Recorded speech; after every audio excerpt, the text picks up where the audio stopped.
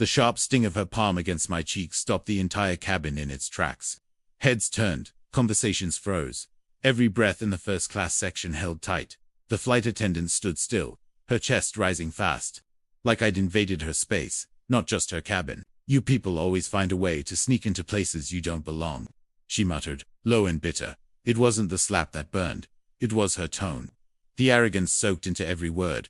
She had no idea what she was speaking to, because I wasn't. Just a woman flying in first class. I was the owner of the entire plane. And in less than 10 minutes, her job, her pride, and all her assumptions would fall apart. But first, tell me something. Have you ever experienced something like this? Share your story in the comments, and let us know where you're watching from. The sound of the slap was sharp, loud, like a shot breaking the air. Forks hung still in midair. Eyebrows raised, mouths open in disbelief. I didn't flinch. I didn't speak, my face warm with the echo of her hand, my chest rising not from pain, but from a storm building deep inside. "Ma'am, you can't just walk into first class and start touching things that aren't yours," she snapped. Blonde, young, uniform pristine, voice laced with judgment. She stood like she ran the sky. But she had no idea whose skies these were. I inhaled, slowly, then looked at the leather seat she'd tried to block me from. "Touching things that aren't mine. That's funny. Since I bought the entire aircraft, I'm in my assigned seat," I said, calm and clear. My voice didn't rise, but the weight in my words made people turn. "And listen," she crossed her arms, cold eyes fixed on me. "I don't think so. People like you," she caught herself. But it was too late. "Should be an economy." My jaw clenched, not in surprise, but in recognition. There it was. The prejudice, painted as professionalism. She didn't ask my name. She didn't check my ticket. She looked at my Skynet, decided I didn't belong. The man beside me shifted in his seat, uncomfortably. "You should just check her ticket," he murmured. She shot him a look, sharp enough to slice. And he looked away. I leaned back, a slow, quiet smile rising to my face. Not out of amusement, but resolve. "Do you know who I am?" I asked. She laughed once, hard and dry. "Should I?" "In about 10 minutes," I said softly. "You'll wish you had." Silence returned like gravity, the air thick with tension. I reached for my bag, pulled out my phone. No shouting, no drama, just one call. And this flight would never feel the same again. "Before we continue, tell me, have you ever been treated unfairly just because of how you look?" Drop your story in the comments. And hit subscribe if you believe a respect should never depend on skin color. Asterisk, asterisk. The air inside the cabin was thick with tension. You could feel it, like static before a storm. A few whispers floated around, but most passengers just stared, caught between shock and fascination. Some looked horrified. Others leaned in like it was their personal drama channel. Eyes shifted between me and the flight attendant like we were actors on a stage. She adjusted her blazer with a theatrical flick, her name tag catching the light. "Clara, you need to return to your assigned seat," she snapped, raising her voice just in auto. "Make sure everyone heard her. We don't allow passengers from economy up here, even if you're trying to push the rules." Her tone was drenched in assumption, not backed by facts, but fed by something deeper. She hadn't checked a single boarding pass in yet. She was certain I didn't belong. I tilted my head slightly, my voice combat sharp like glass. "Clara, I didn't test a boundary. You crossed one when you laid your hands on me." She blinked, caught off guard for a second, but then came the scoff, the fake confidence. "I don't have time for this. Either move or I'll call security to remove you from this flight." A man across the aisle spoke up, clear and firm. "She's in her seat. I saw her boarding pass. Maybe you should double checked up for making accusations." Clara's face turned sharp. "Sir, stay out of this," she barked. I lifted one hand slightly, a quiet gesture for him to let it go, then turned back to her, my tone steady, measured, like someone used to being in control. "You seemed very confident in your assumptions, Clara. But do you know what happens when you assume wrong?" She rolled her eyes, smirking. "What? You gonna file a complaint with my manager?" I smiled. Just a touch. "No, I'm going to call your manager." And with that, I unlocked my phone. Scrolling through my contacts until I found the one that would shift everything. My aviation director. I could already see the way her posture would change. She realized I wasn't just a passenger on this plane. I was the passenger, the one who paid for this entire flight. 8 minutes, I said, under my breath, just loud enough for her to hear. Her eyes narrowed. 8 minutes for what? She asked. trying to laugh it off. For you to understand what you just did. The murmurs were building now, passengers leaning toward each other, curious, confused, wondering if I was bluffing her, if this moment was about to flip. I didn't need to explain anything. They'd all find out soon enough. Clara's face tightened. The kind of look that tries to mask fear with anger. She turned abruptly, storming off toward the galley, muttering something about calling her supervisor. Her heels hit the floor hard, each step ringing down the aisle. Did she actually slap her? A woman whispered behind me. I think she did. A man answered, shaking his head slowly, eyes still fixed on me, waiting to see how this story would end. Asterisk, asterisk. This is going to get ugly, someone whispered, but I sat still, phone in hand, shoulders relaxed, composed. I wasn't going to shout or demand an apology, not yet, because real power doesn't shout. It acts, quietly, effectively. I scrolled through my contacts, landing on a name I knew well, James Adler, Director of Aviation Operations. He oversaw every crew member and my private fleet, including this flight. One call. That's all it would take. I tapped the screen, put the phone to my ear. James, I said, voice combat, carved with authority. There's a flight attendant, Flight 739, who just put her hands on me and accused me of sneaking into first class. Her name is Clara. There was silence on the line. Sharp, tight. Then, wait. She did what? He replied, stunned. Miss Daniels, I'll take care of this immediately. Stay seated. I'll have the captain in for meeting the next 3 minutes. Make it 2, I said, and ended the call, across the aisle. An older woman leaned in, her eyes wide. Honey, are you really?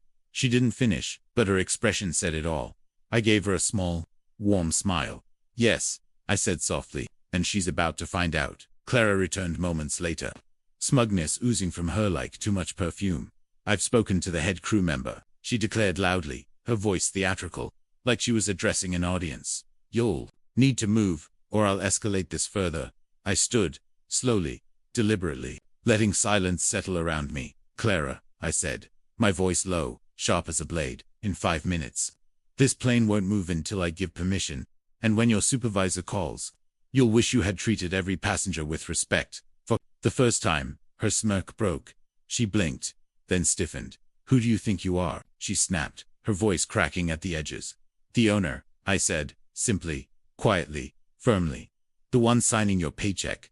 Gasps rippled through the cabin. Soft, audible, undeniable. Clara froze, her confidence shattering like glass under pressure.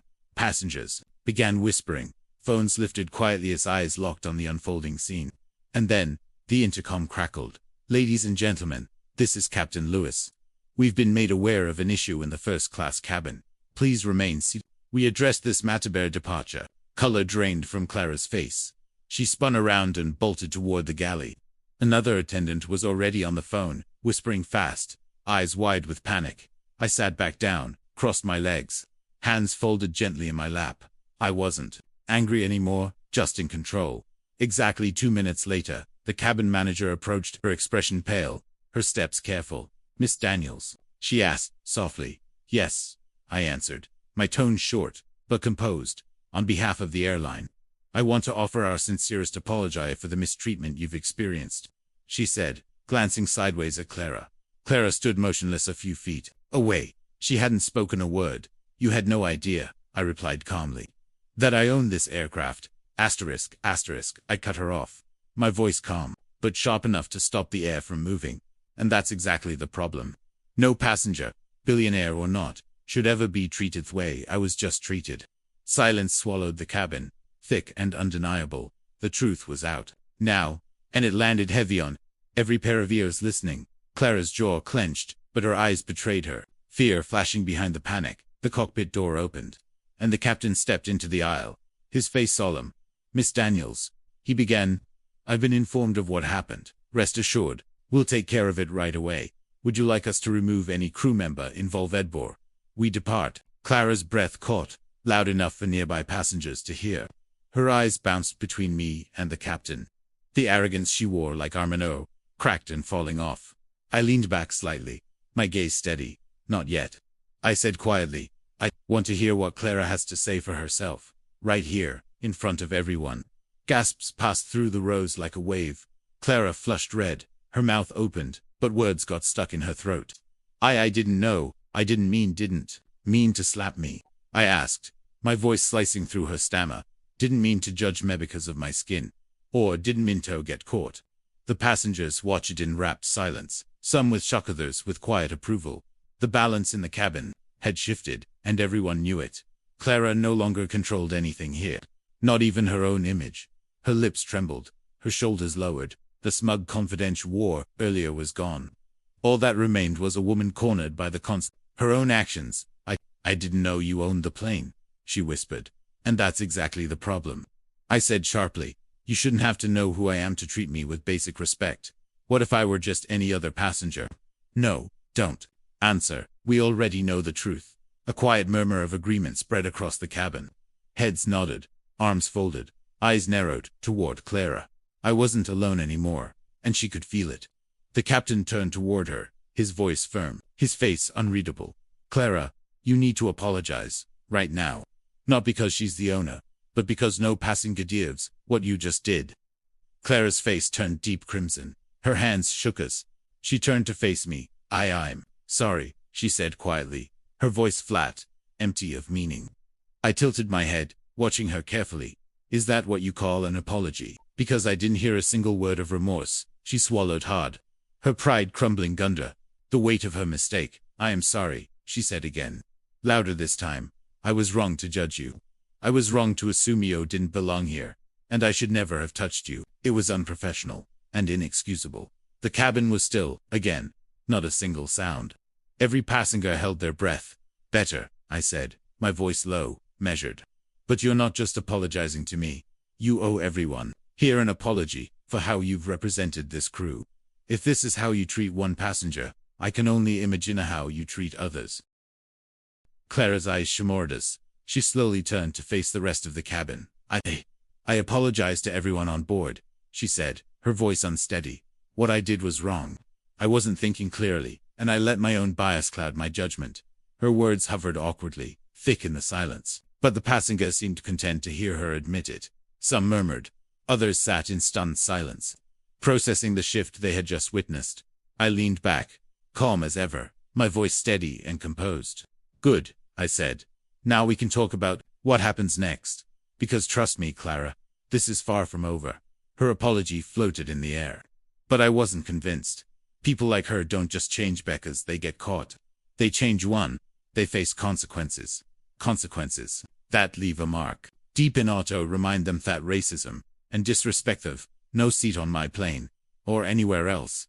I reached for my phone again, and the cabin manager's eyes widened, immediately sensing what was about to happen.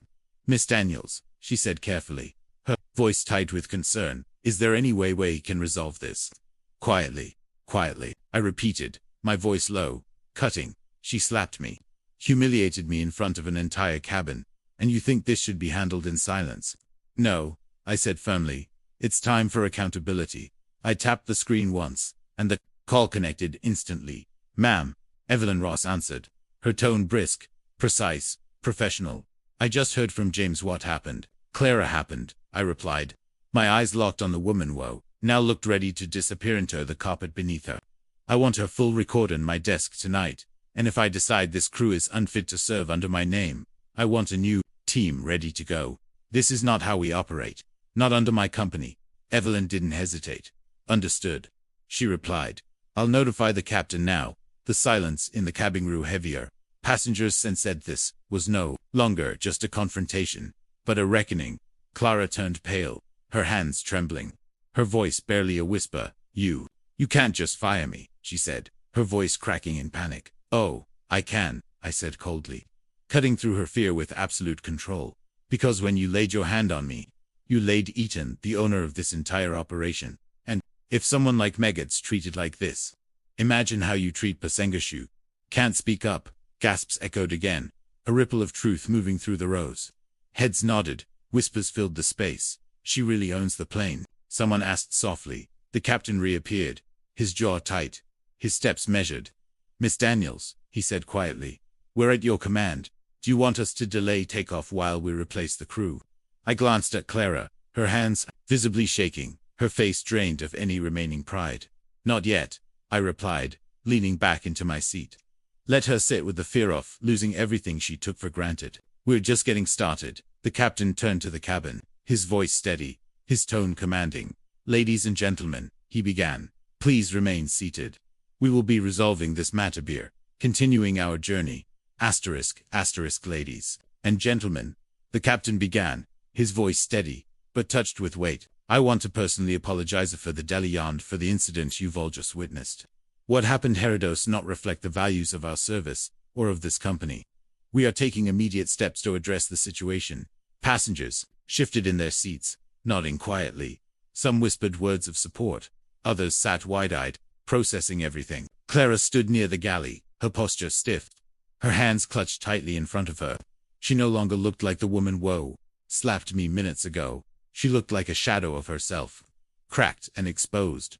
I rose slowly, my movements measured, the air tightening as every head turned. I don't usually make scenes, I began, my tone comboed unwavering. But what happened today isn't something we can just sweep aside. This isn't just about one slap or one insult. It's about the quiet ways people get judged before they even speak. The cabin fell completely silent. Every passenger drawn in by the weight of the moment.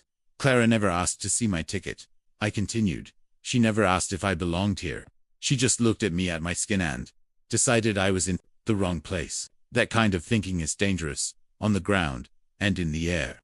A man in the second row spoke up, his voice firm, his face serious. You're absolutely right, he said. I've seen this kind of thing too many times. It's not just disrespect, it's profiling. Clara shifted, visibly uncomfortable, but I didn't look away. I didn't let the moment soften. You should know something, Clara, I said. My voice labat cutting through the silence. The seats you're so eager to protect. I bought them all. The food you serve. I pay for it. The wings of this plane. They belong to me. And still, you treated me like I didn't belong. The younger flight attendant beside her looked horrified, her face pale. Miss Daniels. I had no idea, she said quietly. This isn't about me being a billionaire. I interrupted. This is about basic humanity. Respect shouldn't be reserved for those who look powerful. It should be Gavento asterisk everyone. Asterisk, there was a beat of silence. And then, softly at first, applause. Not loud, but honest. A rare sound in the air. A sound that carried more than approval, it carried justice. The captain nodded and stepped away, answering a direct call from corporate headquarters. I'd already spoken to Evelyn Ross, and when she made a promise, she followed through. The wheels of accountability are already turning. Clara, now trembling, stood near the galley, whispering nervously to another crew member. Her polished exterior had completely crumbled, replaced by the realization that everything she believed untouchable was slipping from her grasp. The captain returned, his steps slow, his face serious. Miss Daniels, he said quietly, his voice low so only I could hear. Corpora has reviewed the situation, the captain said quietly, his voice steady. They've requested we collect statements from passengers about what happened. A replacement crew is already being arranged at the next stop, should you choose to relieve this team mid-flight. I nodded slowly, my eyes fixed on Clara. That's exactly what's going to happen, I said calmly. She can't remain on my plan after what she's done. The captain glanced at Clara, then gave a short, firm nod. Understood. The cabin stirred, murmurs growing louder. Some passengers even stood, speaking out with quiet conviction. She doesn't deserve that job if she treats people like that. One man said, I saw her slap you. That's unacceptable. I stood slowly, took a deep breath, and addressed the cabin. I don't want this to turn into a spectacle, I said, my tone combat unwavering. But let one thing be absolutely clear. No one, and I mean no one, is above treating others with dignity. I'm not asking for special treatment. I'm demanding the same respect that every paying passenger deserves. Clara's eyes filled with tears, her expression tight, trapped under the gaze of every person on board. The younger attendant beside her whispered gently, Clara, maybe you should just say something. Anything. But Clara said nothing. Her pride and her fear were locked in battle, and she was losing both. I turned to the captain, voice even. I'll handle this with corporations. We land. For now, let's keep this flight calm and safe for everyone on board. He nodded firmly and returned to the cockpit. Clara remained where she stood, frozen, still. The engines hummed in the background, but inside the cabin, the silence spoke volumes. Her authority, once flaunted with ease, was gone, replaced by the quiet judgment of dozens of watching eyes, where she once strutted with unchecked arrogance. Now each step was heavy, measured, watched. The moment the truth came out that I wasn't just a passenger, but the owner, her power dissolved. Passengers began to speak openly, their voices soft but pointed. She slapped her, one woman said, shaking her head. If she did that to the owner, imagine how she treats those who can't defend themselves. This isn't just bad service. Another man added, this is discrimination, pure and simple. Clara's hands trembled as she moved down the aisle, trying to maintain control, but her composure was gone, and her colleagues avoided her eyes. Even the younger flight attendant, who had stayed silent until now, finally broke. Clara, you crossed a line, she whispered. Everyone saw it. I stood once more, phone in hand, my voice calm. Evelyn, I said, as the call connected, let's finalize this. Asterisk, I don't want Clara in any of my flights ever again, I said, calmly, my voice steady as stone. Have HR handle the paperwork or we land. Evelyn didn't flinch, her voice crisp, efficient. Consider it done, she replied. The captain's been informed. She'd be relieved of duty as soon as this plane touches down. I ended the call, then turned my eyes to Clara. You see, Clara, I said, my voice calm, never raised. I didn't need to yell or retaliate, because real need volume. It just needs the right action. You treated me like I didn't belong. Well, now this job doesn't belong to you. Her lips trembled, and for a moment, her entire mask fell away. She looked around the cabin, searching for someone to stand up for her. No one did. A passenger near the front began to clap, soft and slow. Then another, and another. It wasn't loud, but it was powerful. A wave of quiet recognition that something important that just happened. I returned to my seat, crossed my legs, and folded my hands in my lap. Then smiled faintly. Now, I said, let's enjoy this flight in peace. Clara disappeared into the galley, her presence reduced a toe. Nothing more than a shadow. The cabin began to settle, but something had changed. Passengers who once looked away met my gaze, offering small nods, quiet smiles. They had witnessed truth, and they would carry it with them. I leaned back, my eyes on the clouds outside. The slap had been public, humiliating, but it reminded me I built my empire in the first place. Not for money, not for praise, but to break through barriers like this one, to prove that no amount of prejudice could silence me, or any onward refuses to shrink in the face of ignorance. Clara remained out of sight, invisible now. The captain approached quite libre. Takeoff resumed. Miss Daniels, he said, his voice low, respectful. On behalf of the crew, I'm deeply sorry for what happened today. We've already arranged a replacement team at our destination. Clara will be escorted off the plane and removed from duty immediately. Thank you, Captain, I said, my tone firm, but not unkind. This was never about revenge. It's about respect. And the principle that no one's hold be demandful. The color of their skin, where they come from, murmurs, rose behind me, soft and encouraging. Good for you. A woman whispered us. She passed me, on her way to the restroom. I looked at Clara one last time. Her head bowed, shoulders tight, and maybe, in that silence, she was beginning to understand what real humility feels like. The engines roared to life. The cabin rumbled, and the plane began to rise. I closed my eyes, not to forget, but to absorb, because Justice Ito sent always shout. Sometimes, it's quiet, it's steady, it's standing your ground and letting the truth speak for itself. Before you leave this video, I want to hear from you. Have you ever been judged or disrespected just because of how you look at where you're from? Share your story in the comments below. And if you believe that respect should never depend on the color of someone's skin, their perceived status, hit that subscribe button, and let's keep telling stories that matter.